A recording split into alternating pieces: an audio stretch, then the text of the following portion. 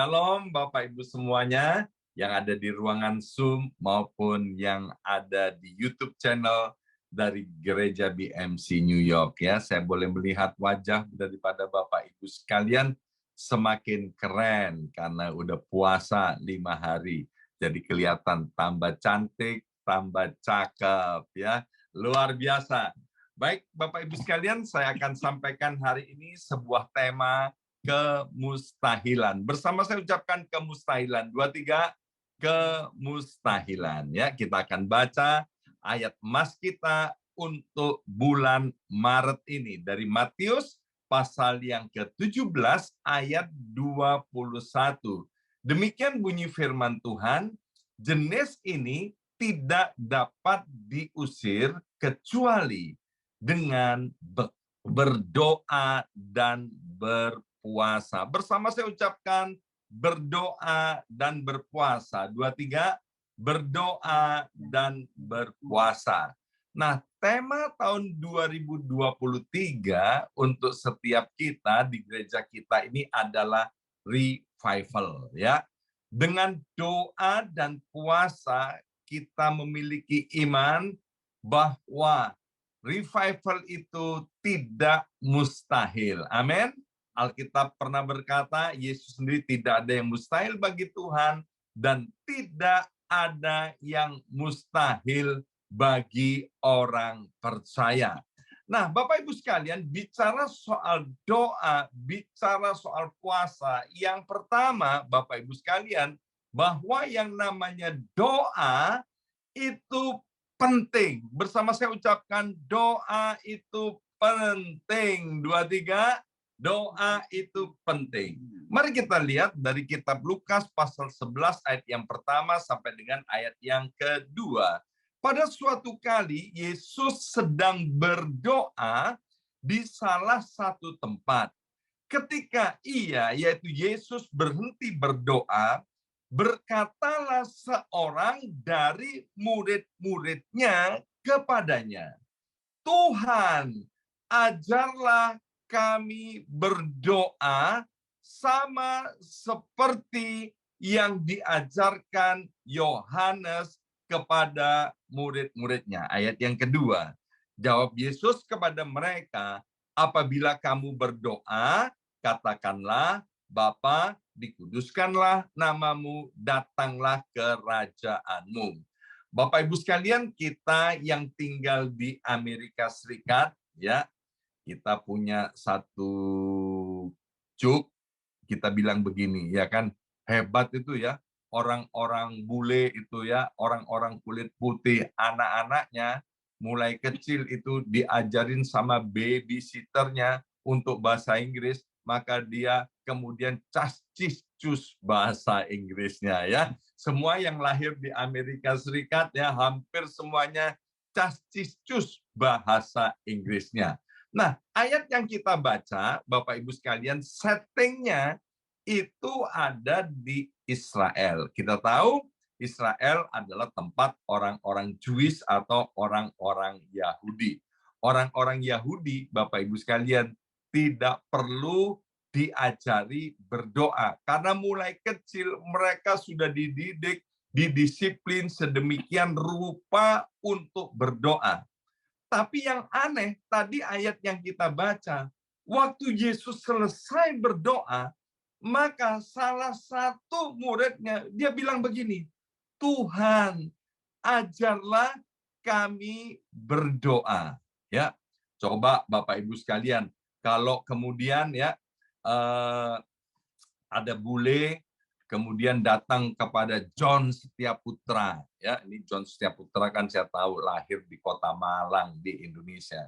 Kemudian bule itu bilang begini, John, ajarin aku bahasa Inggris. Ya, John ini paling suka ngomong gini, wow banget, ya kan? Kalau ngomong sama John dimsum, dia bilang wow banget, ya kan? Dimsum di Toronto, wow banget. Dumpling di Toronto, wow banget. Teh di Toronto, wow banget ya. Jadi kalau ada orang kemudian datang kepada John, John ajarin aku bahasa Inggris, berarti bahasa Inggrisnya John itu wow banget. Bayangkan orang Yahudi datang kepada Yesus minta diajarin doa. Padahal mereka udah biasa berdoa. Artinya apa? Yesus itu berdoanya wow banget. Ya, mari kita lihat sekarang Matius pasal 6 ayat 5 sampai dengan ayat yang ke-9. Dan apabila kamu berdoa, janganlah berdoa seperti orang munafik. Mereka suka mengucapkan doanya dengan berdiri dalam rumah-rumah ibadat dan pada tikungan-tikungan jalan raya supaya mereka dilihat orang. Ayo bersama saya ucapkan, supaya mereka dilihat orang. 2, 3, supaya mereka dilihat orang. Aku berkata kepadamu, sesungguhnya mereka sudah mendapat upahnya. Tetapi jika engkau berdoa, masuklah ke dalam kamarmu, tutuplah pintu dan berdoalah kepada Bapakmu yang ada di tempat tersembunyi. Maka Bapakmu yang melihat yang tersembunyi akan membalasnya kepadamu. Ayat yang ke-7. Lagi pula dalam doamu itu janganlah kamu bertele-tele seperti kebiasaan orang yang tidak mengenal Allah. Mereka menyangka bahwa karena banyaknya kata-kata doanya akan dikabulkan. Ayat 8. Jadi janganlah kamu seperti mereka, karena Bapakmu mengetahui apa yang kamu perlukan sebelum kamu minta kepadanya. Saya ulangi, karena Bapakmu mengetahui apa yang kamu perlukan sebelum kamu minta kepadanya. Sekali lagi, karena Bapakmu mengetahui apa yang kamu perlukan sebelum kamu minta kepadanya. Ayat 9. Karena itu, berdoalah demikian. Bapa kami yang di sorga, dikuduskanlah namamu. Nah, Bapak Ibu sekalian, melalui ayat-ayat yang baru kita baca dari kitab Matius pasal 6 ayat ke-5 sampai dengan ayat yang ke-9, ternyata begini Bapak Ibu sekalian, Yesus itu melarang orang berdoa, ya. Inilah yang dilarang oleh Tuhan Yesus ketika berdoa. Yang pertama, berdoa untuk pencitraan. Itu dilarang keras. Berdoa untuk dilihat orang, itu dilarang keras. Nah, ayat-ayat yang kita baca tadi, Bapak Ibu sekalian, jadi orang-orang Yahudi, mereka kan biasa berdoa, ya. Mereka biasa berdoa, berdoa itu adalah gaya hidupnya, mereka suka berdoa, ya. Sehingga karena sesuatu dan lain hal, kadang-kadang mereka tiba di rumah ibadah terlambat, ya. Mereka jarang terlambat datang ke rumah ibadah. Tetapi karena sesuatu dan lain hal, mereka tiba di rumah ibadat terlambat. Waktu terlambat, dia nggak dapat tempat duduk. Bapak Ibu sekalian, sudah penuh dengan orang, maka kemudian mereka mulai berdoa dengan berdiri. Ya, sementara yang lain berdoa dengan berlutut, duduk, karena dia nggak ada space lagi, mereka berdoa dengan berdiri. Dan itu sama sekali tidak salah. Yang kedua, karena mereka terlambat dan sudah jamnya berdoa, maka mereka nggak sampai ke rumah ibadah. Dia tahu, wah ini udah jamnya berdoa. Maka mereka di jalan-jalan, di tikungan-tikungan itu, mereka berdoa. Sekali lagi, itu tidak salah. Ya, mereka punya semangat begini, kalau aku nggak berdoa, nanti apa kata dunia? Apa kata anak mantu cucuku, ya kan? Jadi aku memberi contoh bahwa meskipun aku terlambat, aku harus berdoa. Menomorsatukan Tuhan itu penting. Bapak Ibu sekalian, lama-lama mereka begini, ya kan? ternyata asik juga ya doa itu sambil berdiri. Asik juga ya doa di tikungan jalan. Banyak yang lihat. Maka kemudian meskipun nggak terlambat, mereka sengaja. Bersama saya ucapkan sengaja. 2, 3, sengaja. Lebih keras lagi 2, 3, sengaja. Sengaja apa? Sengaja telat, ya kan? Supaya nanti sampai gedung ibadah dia nggak dapat tempat duduk. Jadi dia bisa berdiri. Dilihat orang. Wah, hebat ya. Orang itu berdoa. Sengaja terlambat. Kemudian di tengah-tengah jalan dia mulai berdoa untuk supaya dilihat orang. Ini yang nggak boleh. Ya kan? Berdoa untuk pencitraan, berdoa untuk dilihat orang, itu tidak boleh. Yang kedua, ya, ayat yang sudah kita baca tadi, yang tidak boleh adalah berdoa dengan bertele-tele. Itu yang nggak boleh, Bapak Ibu sekalian. Maaf, Bapak Ibu sekalian, ada yang ngajarin begini. Doa itu mesti bertele-tele. Doa itu mesti panjang. Supaya apa? Supaya Tuhan itu bingung. Kalau nanti Tuhan bingung, repot dia kan, ya kan? Tadi doa apa ya anakku panjang banget bertele-tele. Ya udahlah, aku kabulkan aja ya. Yesus bilang itu berdoa bertele-tele itu karena orang-orang tidak mengenal Allah. Ya, pertanyaan, boleh nggak Pak doa panjang? Oh ya boleh banget, Bapak Ibu sekalian. Ayat ini tidak melarang kita berdoa panjang dan lebar. Itu karena kan tergantung relasi seseorang dengan maaf Bapak Ibu sekalian dengan orang tuanya, ya kan? Jadi kalau seseorang itu punya papa yang baik, ya kan, papa yang penuh kasih, papa yang suka ngobrol, maka doanya pasti panjang, ya kan? Contoh Ibu Yongki, ya kan? Ibu Yongki ini anak perempuan pertama, disayang-sayang sama bapaknya. Barang siapa menyentuh Ibu Yongki berhadapan samaku, kata bapaknya, ya kan?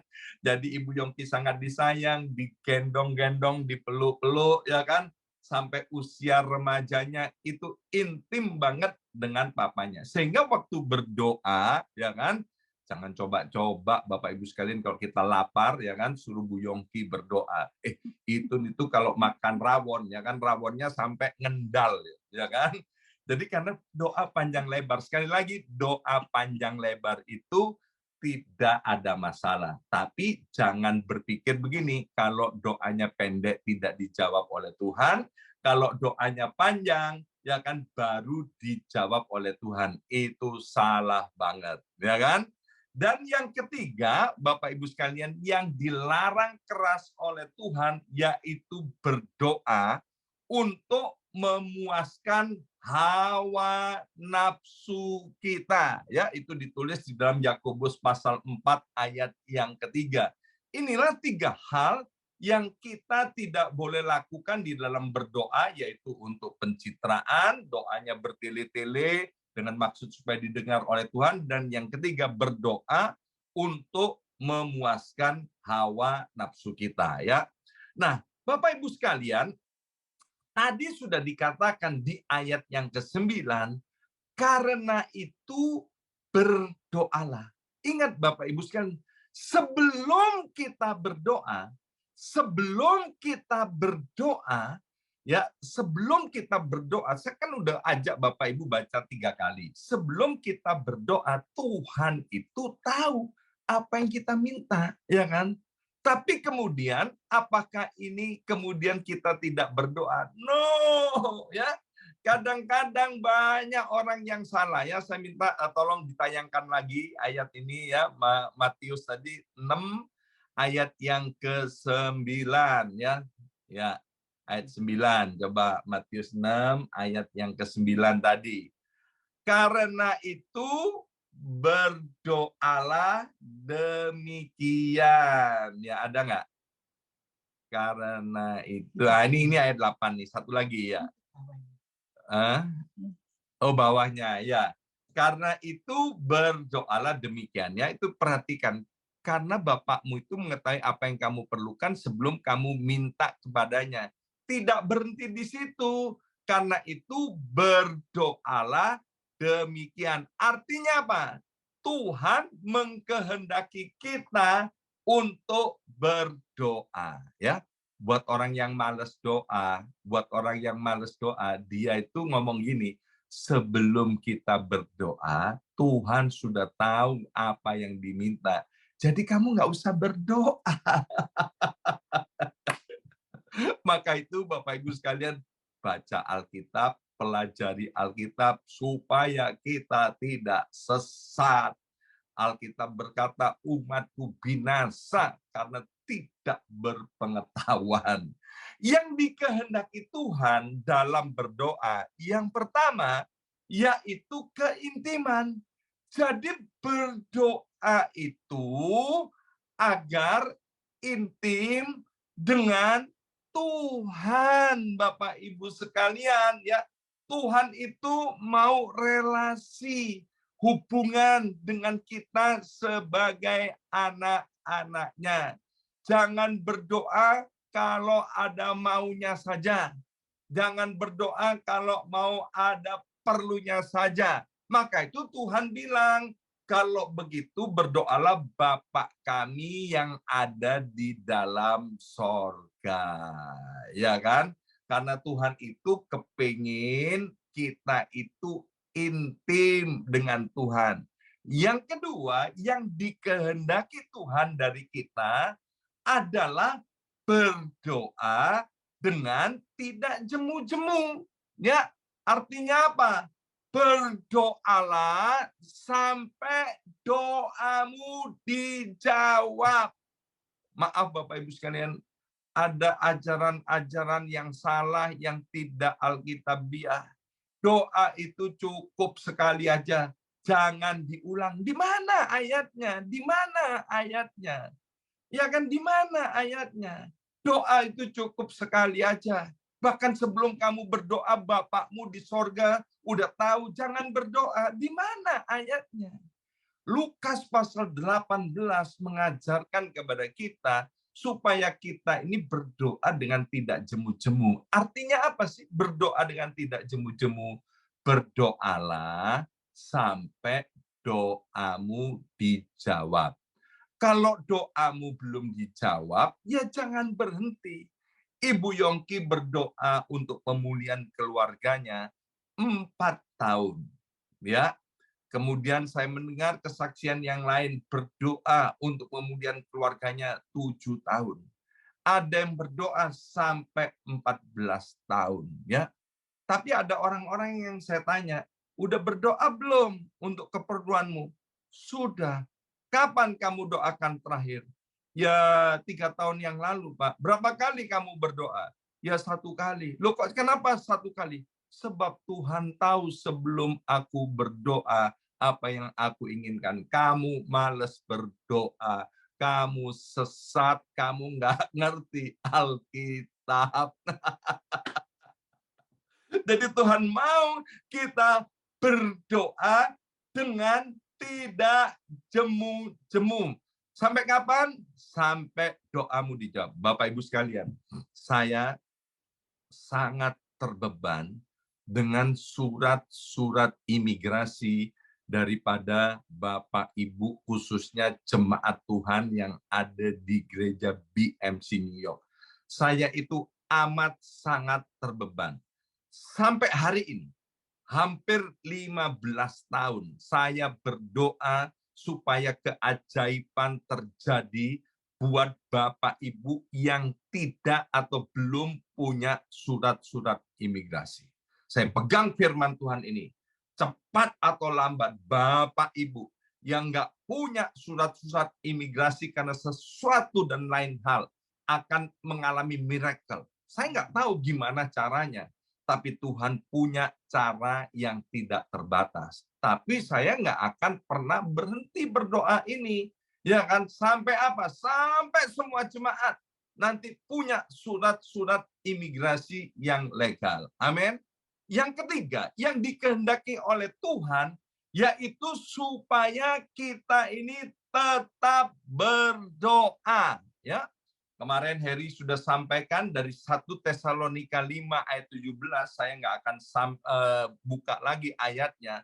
Tuhan mau kita ini tetap berdoa. Artinya apa? Tetap berdoa. Bapak Ibu sekalian tahu nggak? Satu-satunya orang yang lahir di atas muka bumi ini. Sekali lagi, satu-satunya orang yang lahir di atas muka bumi ini yang tidak perlu berdoa itu hanyalah Tuhan Yesus, ya. Tapi pada kenyataannya Tuhan Yesus berdoa, tahu nggak? Coba Bapak Ibu renungkan, Tuhan Yesus berdoa nggak? Tuhan Yesus berdoa. Dia suka berdoa, berdoa menjadi gaya hidupnya. Sampai kapan dia berdoa? Sampai hari kematiannya di atas kayu salib. Jadi artinya apa? Tuhan mau kita tetap berdoa. Sampai kapan? Sampai kematian itu datang menjemput kita. Waktu mata kita menutup, kita berhenti berdoa di muka bumi ini. Dan waktu kita melek ada di sorga, kita berdoa kembali. Maka itu kalau Bapak Ibu tidak suka berdoa, maaf. Kayaknya Bapak Ibu nggak cocok tinggal di sorga. Ya kan? Kalau Bapak Ibu memang punya iman bahwa aku ini calon penghuni sorga, maka tetaplah berdoa. Maka itu tadi dikatakan, Yesus bilang, karena itu berdoalah. Ya kan? Meskipun Bapakmu di sorga sudah tahu apa yang engkau inginkan, tapi Tuhan ingin kita berdoa. Selanjutnya, kita ini harus berdoa kepada alamat yang tepat. Jangan sampai salah alamat. Matius 17 ayat 15 sampai 16 berkata, katanya, Tuhan, kasihanilah anakku. Ia sakit ayan dan sangat menderita. Ia sering jatuh ke dalam api dan juga sering ke dalam air, ya. Jadi ayat yang ke-15, Tuhan kasihanilah anakku. Ayat 16. Aku sudah membawanya kepada murid-muridmu, tetapi mereka tidak dapat menyembuhkannya. Rupanya Bapak ini salah alamatnya dalam berdoa. Berdoa itu harus kepada Tuhan Yesus. Amin. Sekali lagi, berdoa itu harus hanya kepada Tuhan Yesus. Bapak Ibu sekalian, saya menghormati Rasul Petrus. Saya menghormati Rasul Paulus. Saya menghormati Rasul Yohanes. Saya menghormati Ibu Maria, ibunya Yesus. Saya menghormati Elizabeth, ya kan? Saya menghormati Marta. Saya menghormati Hana. Saya menghormati Esther, tokoh-tokoh yang ada di Alkitab. Saya sangat menghormati dan kagum dengan tokoh-tokoh di Alkitab itu. Tetapi berdoalah hanya kepada Tuhan Yesus Kristus. Amin. Jangan berdoa minta tolong kepada Yohanes, Petrus, Markus, Lukas.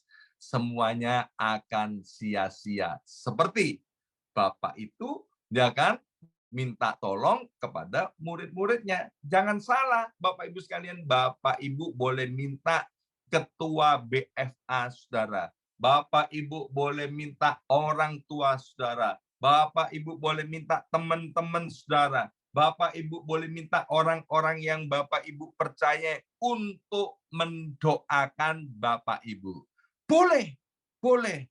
Tapi jangan berdoa kepada mereka. Berdoalah kepada Tuhan, sebab hanya Tuhan yang sanggup menjawab dan menolong kita melalui doa-doa kita. Ya. Nah, Bapak Ibu sekalian, kita melihat bagaimana Ibu Yesus. Waktu perjamuan kawin di Kana, masih ingat kan? Waktu air anggurnya habis, dia minta tolong sama siapa? Ibunya Yesus yang bernama Ibu Maria yang kita hormati. Dia datang kepada Tuhan Yesus sebab hanya Tuhan yang bisa menolong dan mengabulkan doa-doa kita. Kemudian yang kedua kita bicara soal puasa ya. Saya harap Bapak Ibu sekalian bisa mengikuti atau mendengarkan siaran ulang apa yang disampaikan oleh Pastor Lukas Kusuma, yaitu tentang puasa yang benar, ya, tanggal 2 Maret kemarin dalam acara Worship from Home, beliau sudah menyampaikan tentang puasa yang benar. Yang pertama, apa itu puasa yang benar?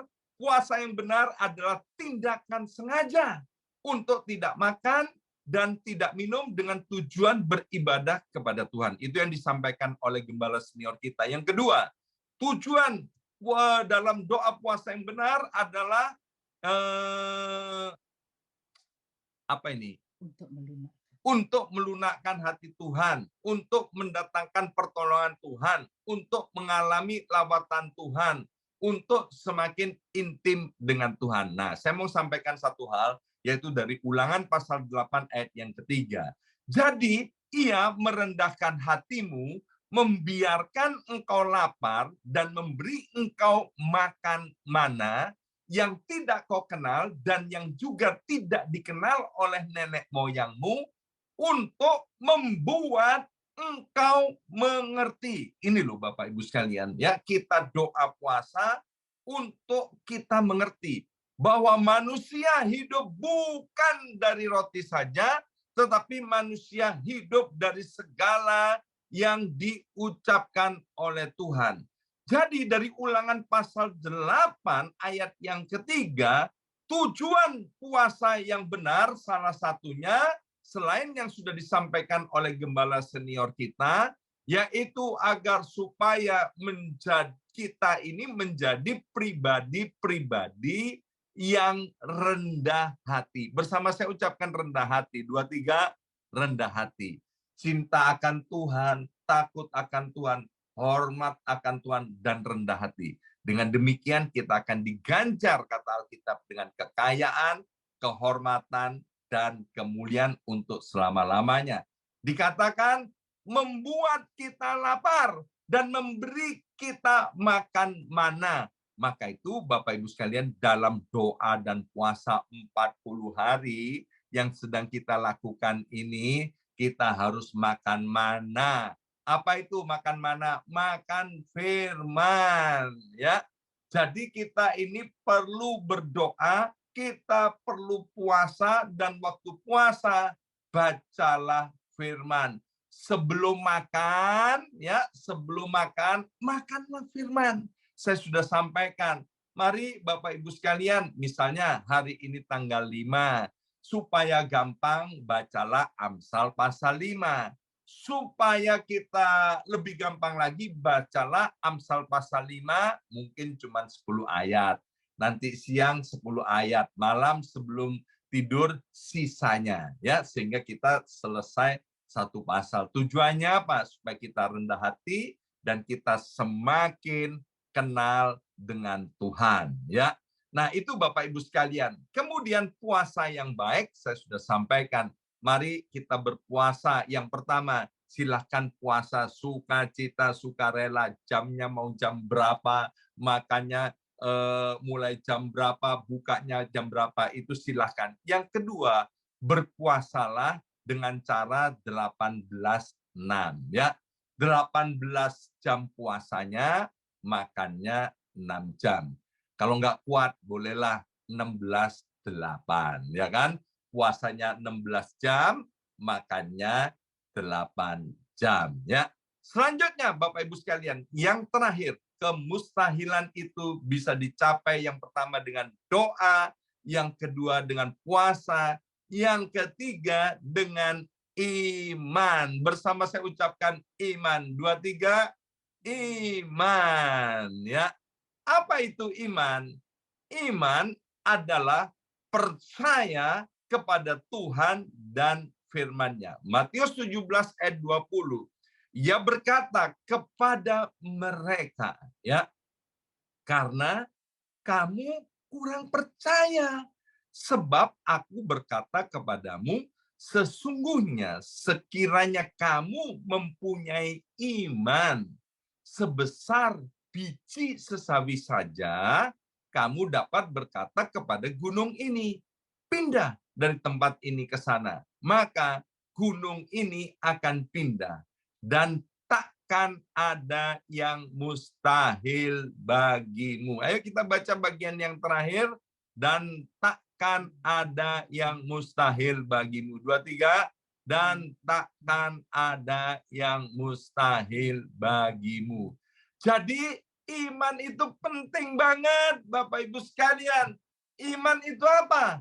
Iman itu adalah percaya kepada Tuhan, percaya akan firman-Nya. Yang terjadi di sini dikatakan oleh Tuhan bahwa mereka ini kurang percaya. Bukan mereka tidak percaya, tapi kurang percaya. Ya, kalau kita baca di dalam Markus pasal 9, ini kasus yang sama, yaitu ayah yang punya anaknya sakit ayan ini, ya, maka ayah itu bilang gini, Tuhan, kalau kamu dapat berbuat sesuatu, tolonglah kami dan kasihanilah kami, ya kan? Tapi kalau Tuhan nggak dapat, ya nggak apa-apa. Itu kan meremehkan Tuhan, ya kan? Orang yang cuma berdoa satu kali, itu juga meremehkan Tuhan. Ya sudah Tuhan, kalau kamu mau kasih aku, ya udah kasih. Kalau enggak, ya udah terserah. Itu namanya nggak, maaf, bukan nggak punya iman, tapi kurang iman, ya kan? Iman itu harus percaya. Maaf, kalau ada yang belum punya anak, dan kita bilang begini, aku sudah menikah sekian tahun, aku punya iman, aku akan punya anak. Yang sudah punya anak, kepingin tambah anak, belum punya anak, belum tambah lagi anaknya, punya iman, aku percaya aku akan tambah lagi anaknya. Jangan begini, ya kan?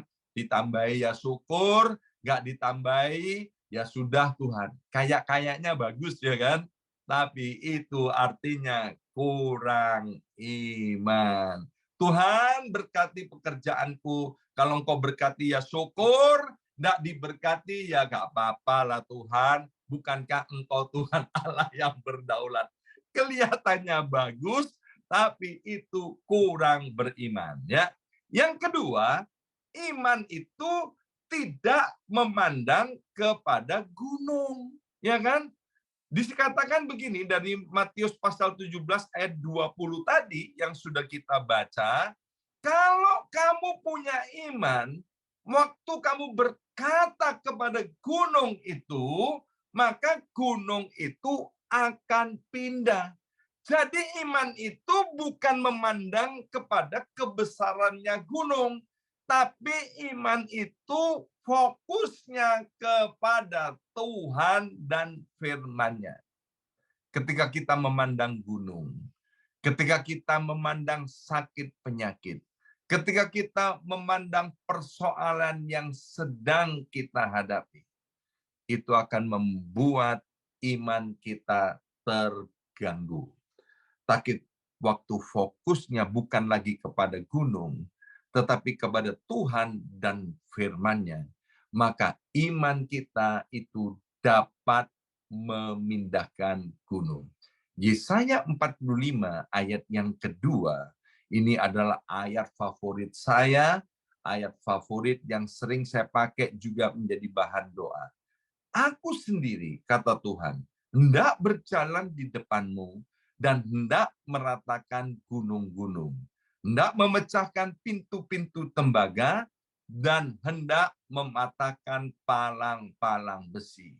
Jadi, Bapak Ibu sekalian, kalau kita punya iman, nanti yang memindahkan gunung bukan kita, ya kan? Tapi Tuhan. Tuhan digerakkan oleh karena iman kita. Saya punya teman, dia cerita begini. Dia punya anaknya, dia punya anak perempuan, dia bilang gini, Daddy, ya kan, bikinin aku rumah-rumahan, Daddy, untuk boneka-bonekaku. Ini kan mumpung musim panas, Daddy. Tolong, Daddy. Terus Daddy-nya nih yang lagi asik nonton bola, saudara, karena Liverpool lagi main sama MU, ya kan? Kemudian Daddy-nya bilang begini, ya udah, sebentar lagi Daddy bikinin nih di backyard sana.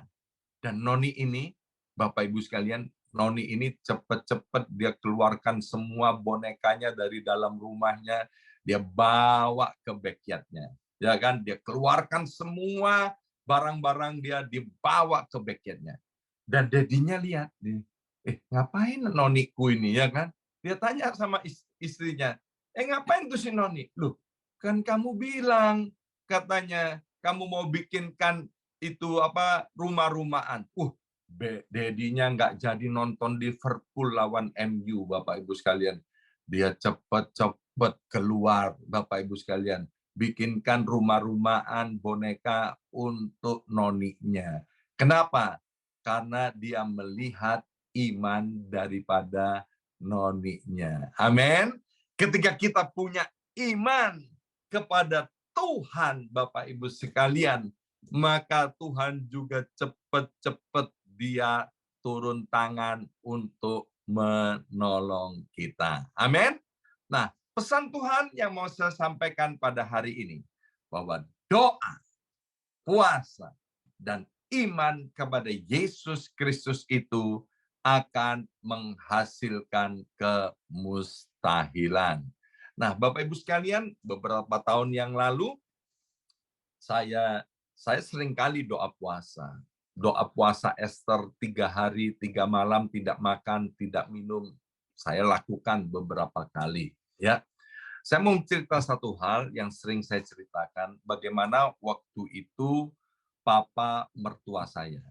Waktu itu pembuluh darah di otaknya pecah dan dia tidak sadarkan diri. Maka itu saya dengan istri dan keluarga besar merendahkan diri di hadapan Tuhan. Ya, dokter yang menangani itu adalah sahabat kami karena kami sama-sama pelayanan di Full Gospel Businessman Fellowship Internasional. Dokter bilang begini, ini susah untuk papa mertuamu bisa sembuh kecuali mujizat.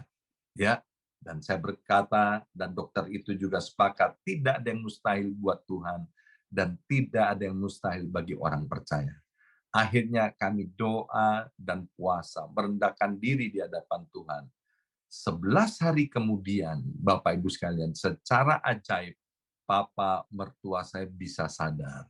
Dan dokter itu bilang, ini mujizat, ini mustahil, ini tidak mungkin. Karena itu pecahnya cukup lebar. Ini sembuh. Nah kan, dia udah hidup, sembuh. Udah. Ya, ini rahasia Bapak Ibu sekalian ya.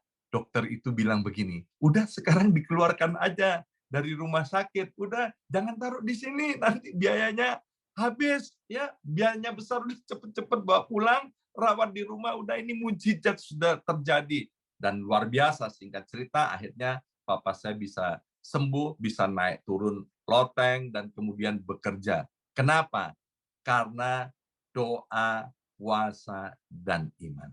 Hari ini, Tuhan yang sama mau mengadakan mujizat buat kita. Mungkin kita seperti bapak daripada anak yang sangat menderita ini. Ya, mungkin kita menderita karena keluarga kita. Kita menderita karena usaha dan pekerjaan kita. Kita menderita karena keuangan atau pekerjaan. Atau hari-hari ini kita sedang menderita tentang sesuatu. Bapak Ibu sekalian, percayalah tahun ini tahun revival. Kita akan mengalami banyak perkara yang ajaib. Mengalami banyak kemustahilan. Kuncinya, doa, puasa, dan miliki iman. Dan saya percaya, Bapak Ibu semua pasti ditolong, pasti diberkati Tuhan, pasti mengalami perkara-perkara yang ajaib.